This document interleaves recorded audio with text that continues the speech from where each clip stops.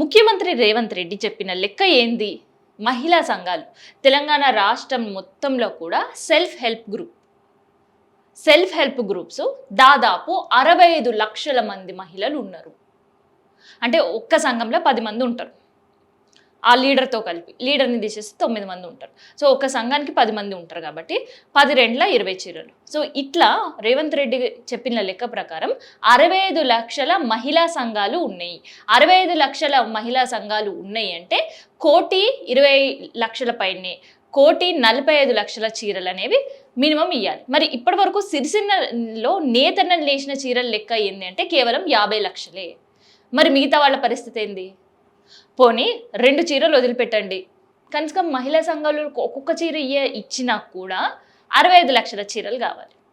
పోనీ అందులో కొన్ని డ్యామేజ్లు గీమేజ్లు ఇంకొకటి ఇంకా అక్కడ స్థానికంగా ఉండే ఎమ్మెల్యేలు మా వాళ్ళకి ఇన్ని శారీస్, అక్కడ స్థానికంగా ఉండే వార్డు మెంబర్లు మా వాళ్ళకి ఇన్ని చీరలు, అక్కడ ఉండే ఇంకొకరు అందరు మా వాళ్ళకి అన్ని చీరలను తీసి పక్కన పెట్టుకొని వాళ్ళకి పంపిణీ చేయాలని అనుకున్నా ఆ పంపిణీ కూడా చేస్తారు. ప్రతిసారి ఏ గవర్నమెంట్ వచ్చినా సాగేది అదే కథ. కానీ సో అట్లా 65 లక్షల మహిళా సెల్ఫ్ హెల్ప్ గ్రూపులు ఉంటే కనీసం వీళ్ళు వంచా వాళ్ళు వంచా వాళ్ళు వంచా వీళ్ళు వంచా ఎన్ని కావాలి?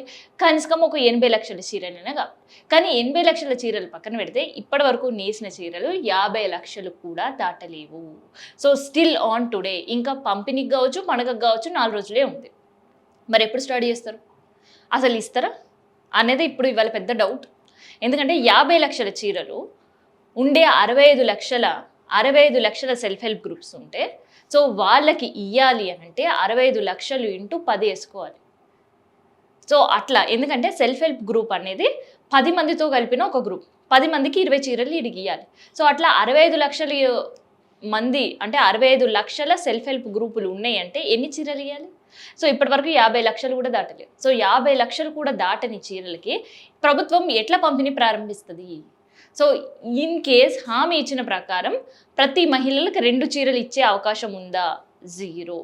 సో ఈసారి కూడా మమ అనిపించే కార్యక్రమమే బతుకమ్మ పండుగ సందర్భంగా చేస్తుందని చాలా క్లారిటీగా కనిపిస్తుంది. ఎందుకంటే అక్కడ స్టాక్ 6 నెలలు పట్టింది 50 లక్షల చీరలు నేయడానికి.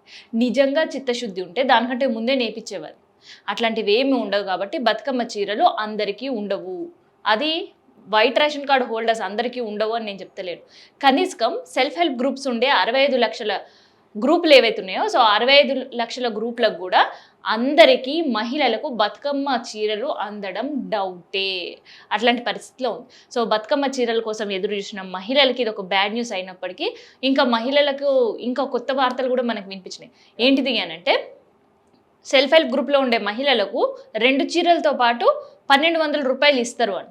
సో ఈ 1,200 రూపాయల ముచ్చట పక్కన పెడితే జగిత్యాలలో ఆల్రెడీ చీరకి 50 రూపాయలు వసూలు చేయడానికి కూడా ఎవరైతే సెల్ఫ్ హెల్ప్ గ్రూప్స్లో మెంబర్స్ ఉన్నారో వాళ్ళకి ఆల్రెడీ చెప్పడం కూడా జరిగిందంట.